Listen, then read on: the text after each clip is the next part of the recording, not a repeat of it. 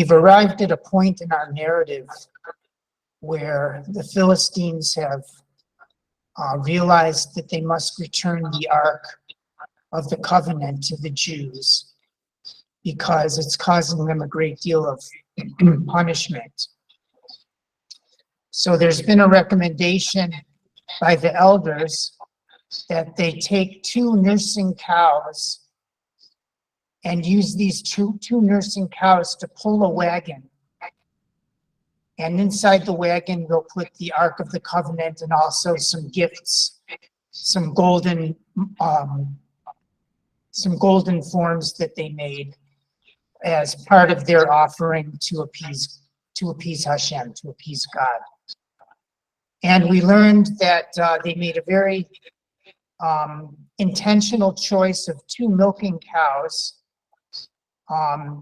because they knew that the natural order would be that the cows would be very distracted and be looking after their calves and wouldn't be particularly willing to pull the wagon over to Beit Shemesh in Israel's territory. If they did pull the wagon on their own, by the way, without any guidance by a man, all by themselves, then surely it was the hand of God that intended the wagon to be restored, the Ark to be restored to Israel.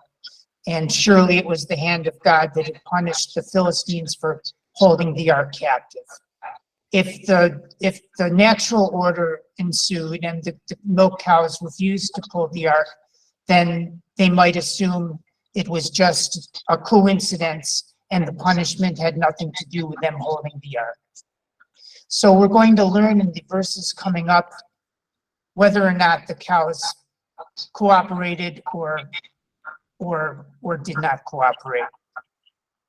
But before we do that, we're going to pick a verb, and we're going to go into a deep dive on a verb to continue our study of the different shorshim, the different roots, and how we can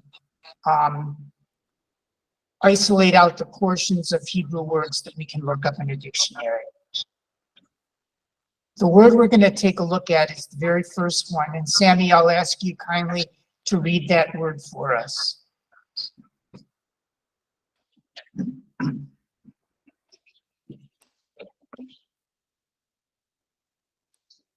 The one I highlighted? Yes, sir. Okay.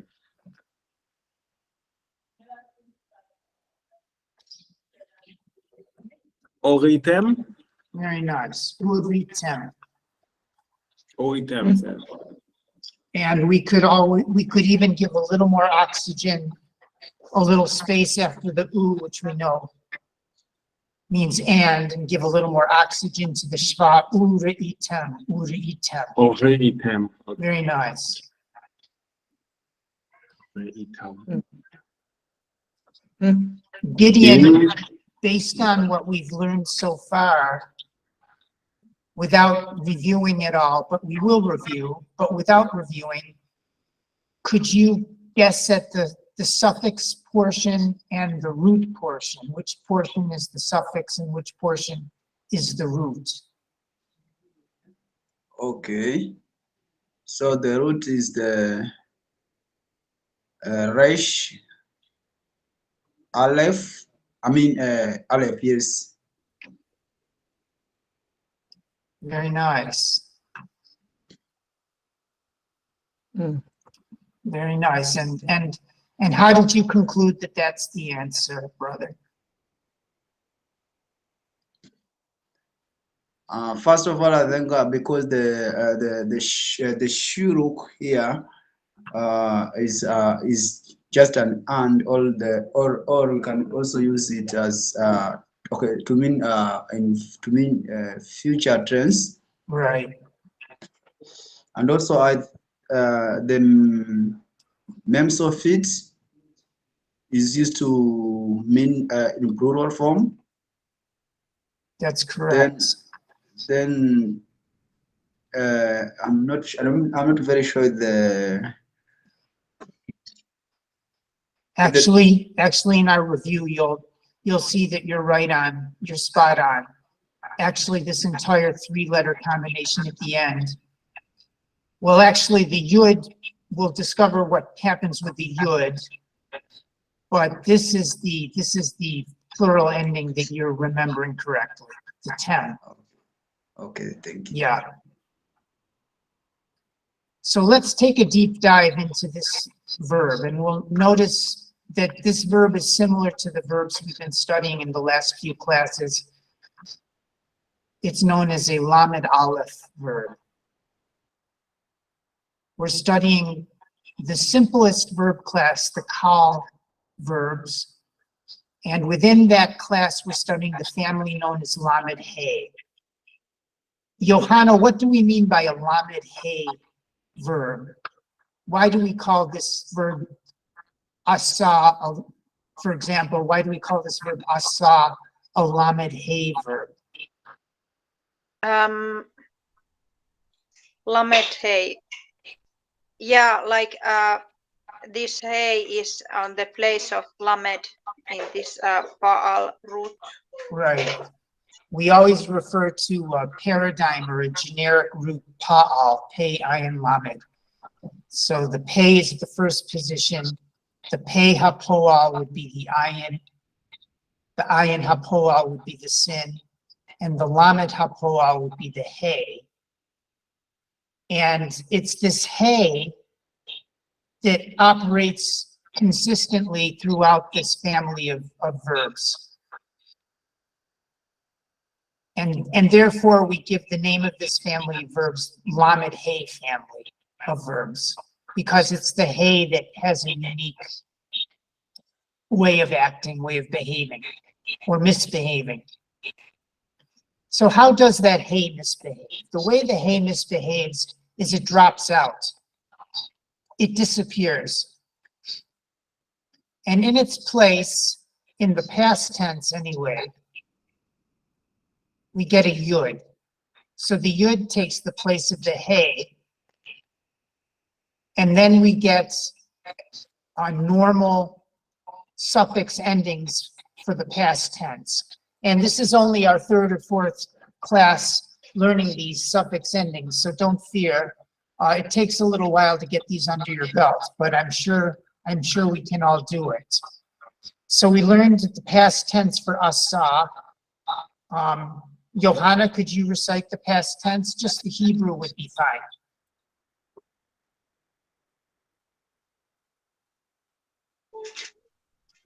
It is asiti. Well done. You read without vowels. Congratulations. And that one is asita. And that is asa. Good. And this is asta. Nice. And asinu. Nice. And asitem. Very nice. Asu. Very nice. Then yesterday we looked at Allah, to go up. Sammy, can you give us the conjugations of Allah, the past tense conjugations of Allah? Just the Hebrew will be fine.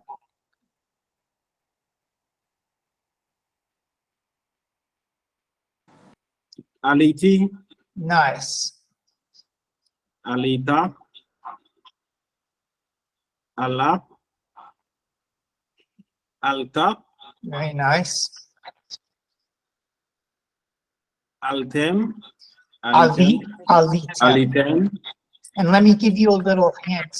When you have to read without vowels and you see a yud, usually there's a chirik before it, so you can guess a chirik under that lamed. Okay. Alitem.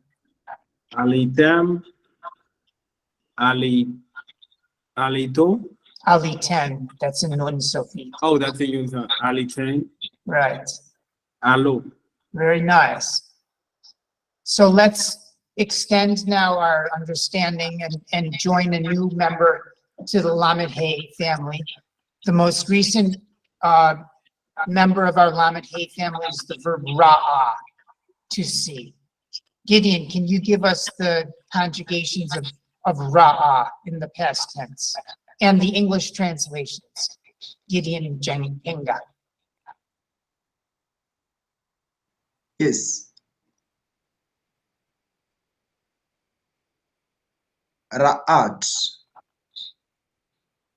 So this, Ra'ati. so usually Gideon, when we're forced to read without vowels, if we see a yud, usually there's a chirik preceding it, so we can guess that there's a chirik under the aleph, ra'iti. Or ra'iti. And the same I with the saw. tav, yeah, we can guess that there's a chirik under there. Mhm. And you can translate as you go along. I saw. Good. Ra'ita. You saw. Ra'a. He saw. Ra'inu. Careful, you missed one. Oh. Ra'ata. Very nice. She saw. Ra'inu. We saw. Re'item. Very nice. You also. Re'iten. Mhm. You also. So the difference is the mem is the masculine plural, as you guessed Yeah. correctly before. And then the nun is the feminine plural. Mm. And then the last one, Ra'u. They saw. very nice. So the last step, now that we've identified the shorish or the root letters from Ri'item was the form we saw in the verse. Give me just 1 minute. I'm going out to give out something. Sure. Let me go back to the verse. Yeah. So in the verse, we are looking at Ur-item. And we've identified the resh and the aleph correctly as root letters. And once again, Johanna, what is the third root letter that's missing here? It is hey. Awesome. So we know that our root is resh aleph hey. And that is what we should be able to look up and find in the dictionary.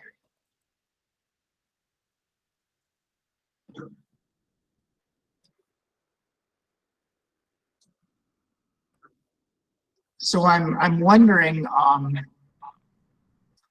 would anybody like to try sharing a dictionary with us?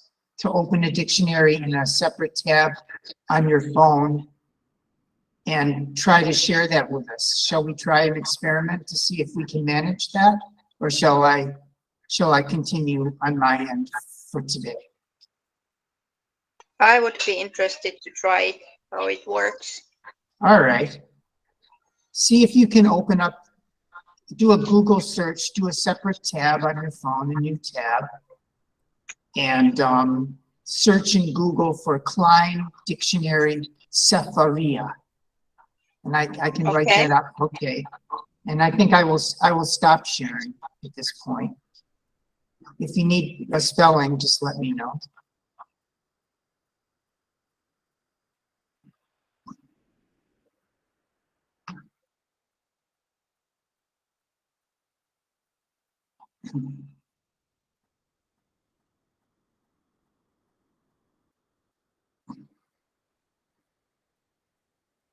Okay, so let me do the screen sharing now. Okay,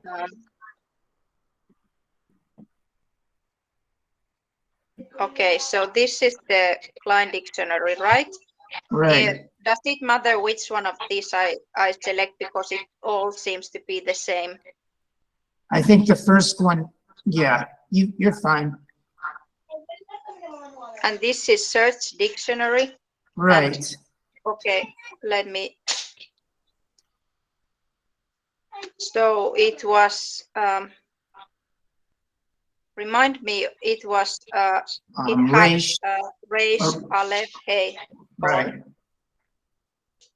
So Resh, Aleph, and Hey. No, I went too far. Yes. Very nice. So I see that we have some choices, and that's the choice that we want. And now we're able to get our definition, get our English translation.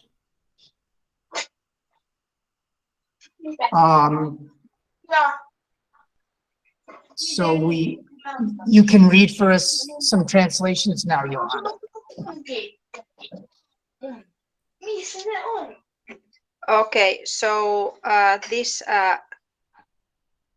the first verb plus this Carl is Ra'a. He saw, he looked at, he held, he perceived, he conceived, understood, That's enough. he observed. Yeah, that's a lots of meanings. And Right. we feel it is Nira. And this is known as a passive verb class. Yeah, was seen, was visible, he appeared, showed himself, Right. or he appeared to be, seemed.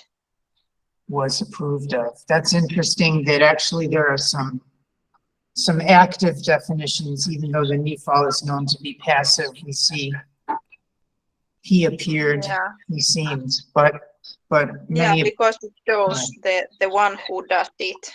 right. Mm. So, yeah, how about the pu'al? That is also a passive form, and that's was seen. So that's clearly only a passive definition. Ru'a was seen. Sammy, by the way, while you were getting Yeah. things sorted out, Johanna was able to bring up the Klein dictionary on her phone, and Johanna is sharing the dictionary now with us. Yeah, so pu'al, this is ru'a, and it is was seen, and Right. it seems it only occurs in job. Right. Then we have what's known as the heat pa'el. Heat pa'el. Hit pa'el. And this is hit ra'a, Right. and they looked at each other. He showed himself, appeared. It's kind of interesting. It has the same meaning as some of the previous ones. He But pretended. But the shade of difference is that it has a reflexive condition. So anachnu mitrachim ze et ze, we look at one another. Or ani mitra'a lakbutza, I appeared in front of the group. I showed myself. That idea of myself, yourself, himself is more of a reflexive condition, which is unique to the heat pile. So it's a shade of meaning. It's a shade of difference. Yeah. Very nice. The next one is called kefil. Kefil. He feel. So Right. this is. I try to zoom it bigger, but it seems I'm unable to zoom it. But it is sego under the hey, so it is her'a, Right here. and it had the accent mark, right? Right. Well, that's not an accent mark. That's just a shva. Under the resh, that's just a shva. Is it schwa for Yeah. real? Because I don't see it clearly. Yeah, it's small. It is two different dots, right? Right here. It shows like a one line, because if you compare to under the next verb class, the dots are more visible. True. but I'm here to tell you it's hera. Okay, herra. So interestingly, hera, he caused to see. So I'm making somebody else see something, or I'm showing something. So it really, this idea of hera is I showed, like animara kelev shali la haver. I showed my dog to my friend, something like that. And then the next one is the passive form of the he feel, which is known as the hofal, hara. So kelev shali hora la.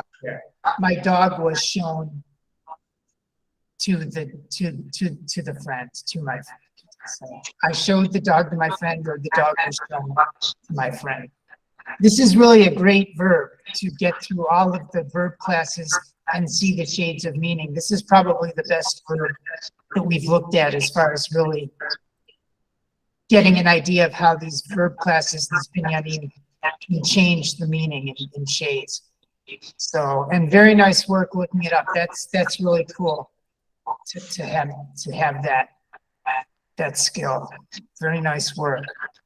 So now armed with really what is the most simple definition, the kal, the ra'ah, he saw. Let's go back to our Hebrew verse and make heads and tails of it. Let me stop sharing. Yeah, okay. And I will start sharing.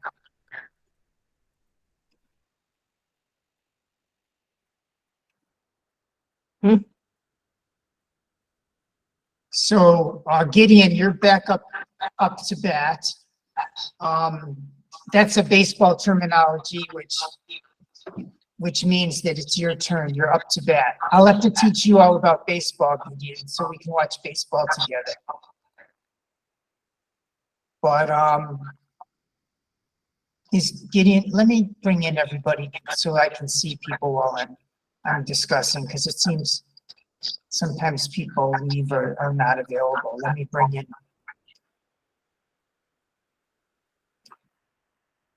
Okay, that should be better. So Gideon, are you available to step up? Yep. So we have the word in our verse ura'item. Let's try and translate this. Okay. Let's start with just ri'item. How would we translate that? And if you want, I can go back to the worksheet that has the translation if you'd like. Yeah, maybe. Okay.